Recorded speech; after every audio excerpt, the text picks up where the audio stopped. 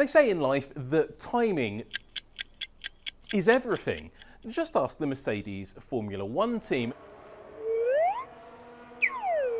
And after the first two races of the 2026 season, a few people have raised an interesting issue about the raising of the Mercedes front wing when the car recovers from its straight mode configuration into corner mode. A few people have noticed that the front wing moves in a couple of different stages. Initially it seemed to move up to a corner mode position and then sort of moved a little bit more. Now, a few people pointed out that the regulations state that the entire movement of both the front and the rear wing must be completed in 0.4 seconds. In China, in particular, on Kimi Antonelli's car, the wings seem to move in two stages, and actually Mercedes have since admitted that that was indeed the case, but it wasn't anything particularly untoward according to the team. It was just a slight error in the adjustment or the settings of the hydraulic actuator used to move the front wing, so perhaps nothing really to see here. But something there is to see a lot of are upgrades at the Japanese Grand Prix, and the first team I wanted to talk about was Red Bull Racing. Now, Red Bull introduced their first major upgrade of the season before the season had even started in pre-season testing in Bahrain, but Red Bull has now introduced another major upgrade package here at the Japanese Grand Prix. It is, though, a little bit hard to see in this image here, taken at Show and Tell, the session that takes place before FP1, where all of the teams have to show all of their new shiny bits on cars parked outside the garage, and they're not allowed to cover them up. Apart from in certain circumstances, one thing the teams are allowed to do is put bungs in all of the apertures around the bodywork. And if you can see on Red Bull, well, they've got quite a substantial bung in their side pod duct, making it quite hard to see the shape of the side pod duct. And it's the side pod duct is one of the big areas on this upgrade package that has seen change. Red Bull's allowed to do this, and most teams put bungs in, so there's nothing tricky going on here. It just makes it a little bit harder to see what's going on with the Red Bull. So it's lucky the team sent the car out on track with all of the new bits covered in Flovis, so we could see all of those changes they've made. Now, how much difference that's all going to make out on track is yet to be seen, but the Red Bull does look a bit tricky, at least on Friday's running. So the drivers still have to find the secret to not just the Red Bull, but its Ford powertrain. But also on the Red Bull, something I'd like to show you that we could see during the show and tell session. You can just about make it out back here at the rear of the bodywork. This is an area that Red Bull has revised for this weekend, but I can show you a bit more clearly in this footage here, or this shot here. You can see it is a really beautiful piece of engineering, this, and it really does highlight how complex the rear flow structures and the rear diffuser areas are on these new cars, and they are still quite new. Have a look at the trailing edge of the floor here. You can see very clearly the shape of it as it comes along, but then you can start to see cutouts along the edge of the diffuser. Now, some people are calling these mouse holes or rodent holes or whatever.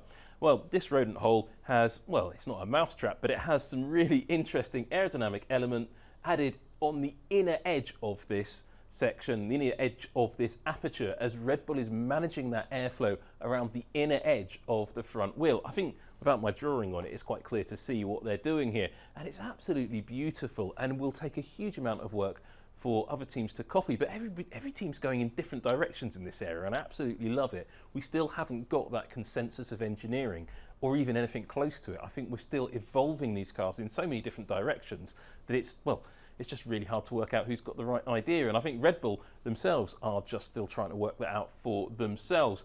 Another area they've been looking at is the rear brake cooling package, which of course is absolutely critical with these cars. As we understand it, some of the teams are using quite different rear brake setups because of the way the energy recovery systems are working. It takes a lot of demand off the rear brake. But have a look at the rear brake cooling apertures on the Red Bull. You've got the majority of cooling flow coming on the inner edge of the rear tyre, sort of directed by this inner edge plate here. But you've also got a little tiny air scoop here, which is doing just a little bit more of a job. Now, when you see the wheel removed, which you don't have footage of at the moment, you'll see all sorts of really clever cooling channels and ducting, some of it going to the calipers, some of it going to the discs, and of course some of it just being used for aerodynamic advantage, which you're allowed to do in this area of the car. But it's all the little details that I absolutely love. So you've seen all the brake cooling stuff and it draws your eye. have a look down here. There's a lovely little, just a little bit of sculpting on the suspension element there, just interacting with all of that airflow around this incredibly complex part of the car. Stuff I sort of love on these cars. Now, one car that's got quite a lot of new stuff on it, but I'm not going to show you today because we're going to bring it to you a bit later on, is Ferrari. And this isn't actually something that was new on the car, but we haven't shown it to you here on Tech Talk yet because we didn't really have good enough footage of it, but now we do. This looks like some sort of hydrodynamic device. Hydrodynamic? Aerodynamic, it's all fluids, isn't it? It looks like maybe the Thames Barrier in London or some sort of hydroelectricity plant, but actually this is the leading edge of the Ferrari floor, and you've got the top of the floor section here, which a lot of you pretty much used to seeing. This is just the front edge of the floor, inside of that barge board section, if we have to call it that, and you've got these elements coming down, which all of the cars have. What's different about the Ferrari floor entry are these link sections between the elements of the floor. Really clever stuff, really interesting aerodynamic stuff, and I'm not going to go into exactly how it works because quite frankly I don't know. I haven't put it in a wind tunnel. I'd like to hear from somebody who has or has done some really good CFD on it, because this is something no other team has yet experimented with, but that doesn't mean that nobody else is going to, because it's just that teams like Ferrari are coming up with lots of little innovations, and it takes time to work all of those developments through the engineering process. And I'm sure other teams have noticed this and will have in their own versions running in the wind tunnel at the moment. And one car that maybe you're not seeing too much of on television, apart from when it's breaking down or coming into the pits because the drivers feel a bit uncomfortable, is the Aston Martin. But don't rule out Aston Martin. This car is incredibly intricate and incredibly detailed and has loads of really innovative features coming along. And the reason I'm showing you the front wing of the Aston Martin from a couple of weeks ago is that I want to show you the front wing that Aston Martin turned up in Japan with. Here's the original version, here's the new version, and it's quite different, as you can see. But something that I noticed and I quite like the look of, and I haven't put the clip in the screen of, but I'll remember to do it when we put this together later on, is if you look at the shape of the front wing, you've got this notch on the outer edge. Looks like I'm drawing seagulls like a 5-year-old, but nonetheless, that's this little notch that runs down the edge of the outer edge of the front wing. And you can see these little, it runs all the way through the wing. We've actually seen this before. Aston Martin experimenting with these notched wings, and it's something the team have carried over to 2026, and that's quite unusual. We haven't seen many development areas carry over from the 2025 cars to 2026, but Aston Martin clearly believe there's something to these notched wings with their big fat wide nose, which is something else that's a little bit unique to Aston Martin as well. Now let's come around to looking at the end plate on the car as well. You can see that this is something that Aston Martin has changed quite significantly. Well, maybe you can't see because it's not obvious from this angle, but what I'm talking about here are these vertical elements on the footplate of the car that stick up from it.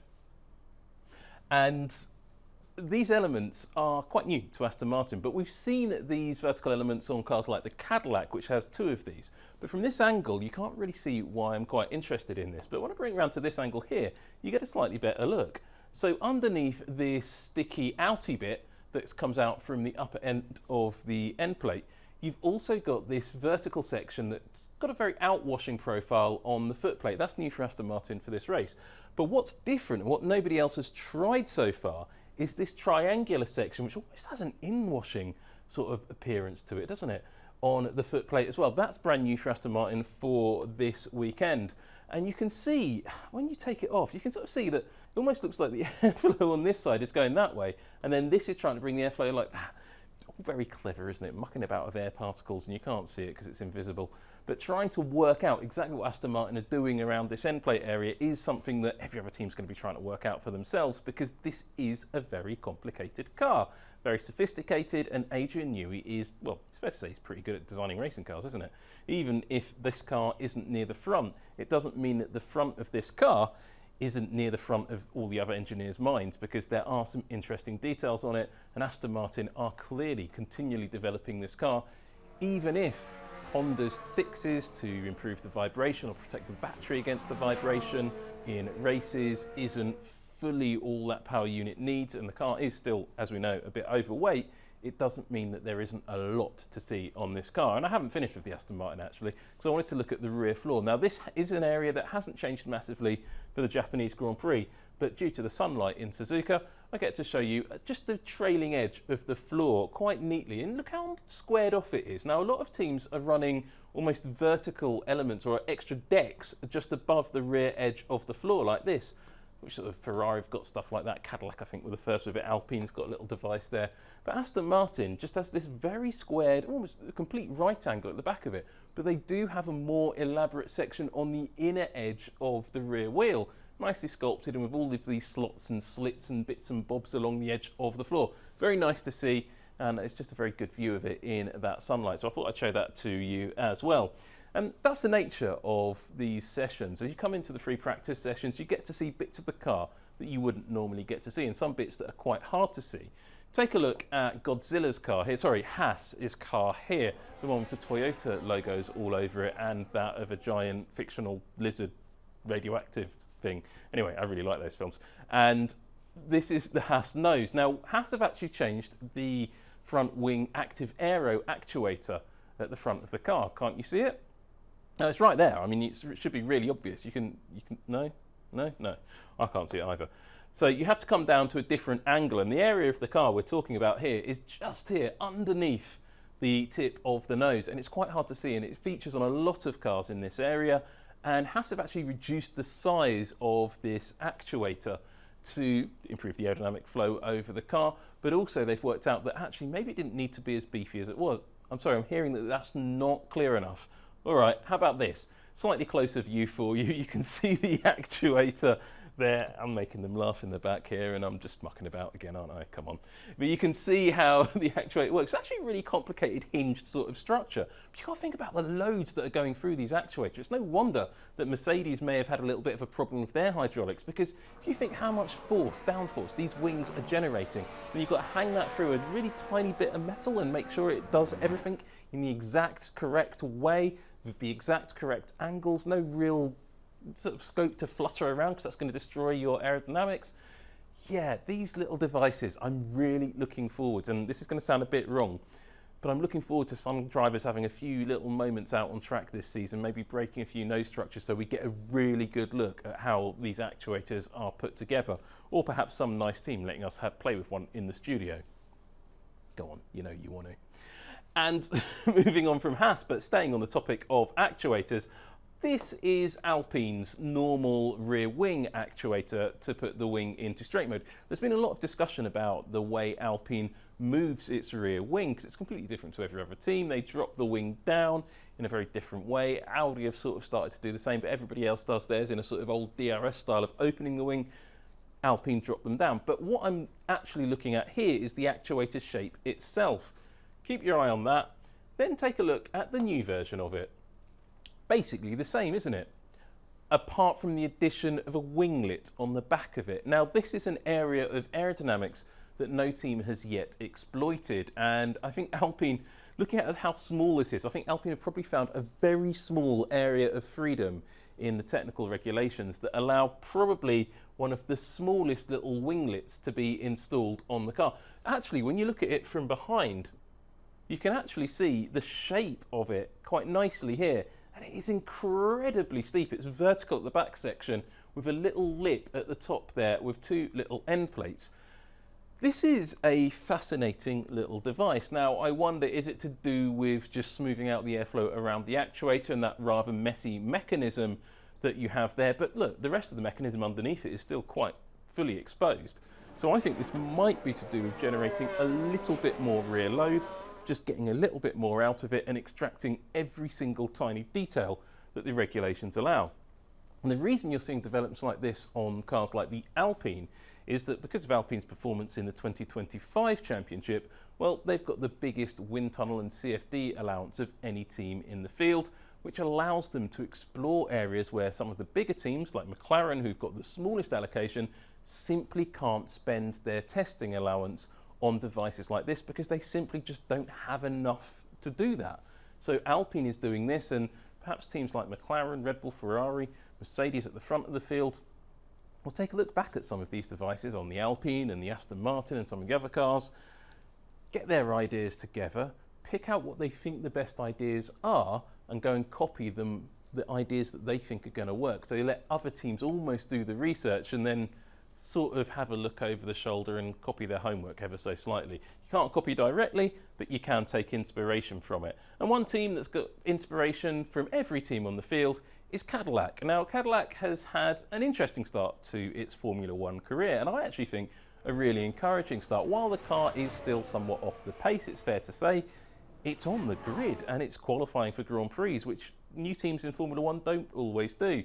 Cadillac have introduced a revised diffuser for this Grand Prix, and, well, I'm not sure many people will be looking at the back of it because I don't expect many teams to be behind Cadillac at this point of the season. But I would say at this point of the season, Cadillac is a team that, well, we saw some of the bodywork fall off it at the end of the sprint in China, and that does seem to be a bit of a problem for Cadillac. It's still not bolted together quite as well as some of the other cars on the field. But you have to remember, this is only the team's third ever Grand Prix, so there's a lot more to come from them.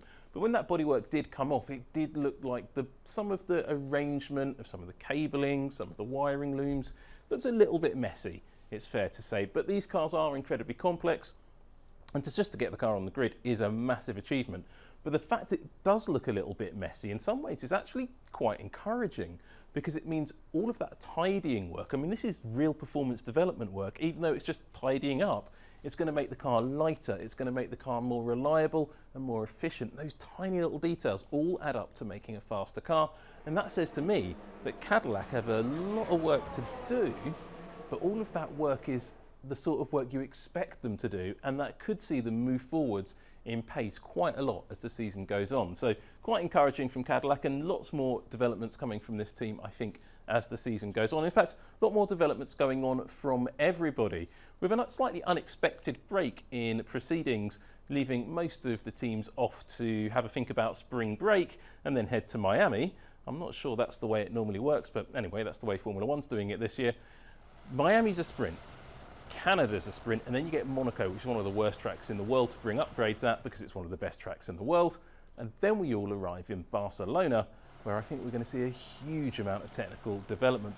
That's not to say there isn't going to be any technical development in Miami. There absolutely is, because you put some of the best engineers in the world, give them all of their wind tunnels, all of their CFD, and no races for a month. That's going to give them a huge amount of time to spend in R&D, and these cars are going to look nothing like they do this weekend by the time we arrive in Miami, and quite frankly, I can't wait.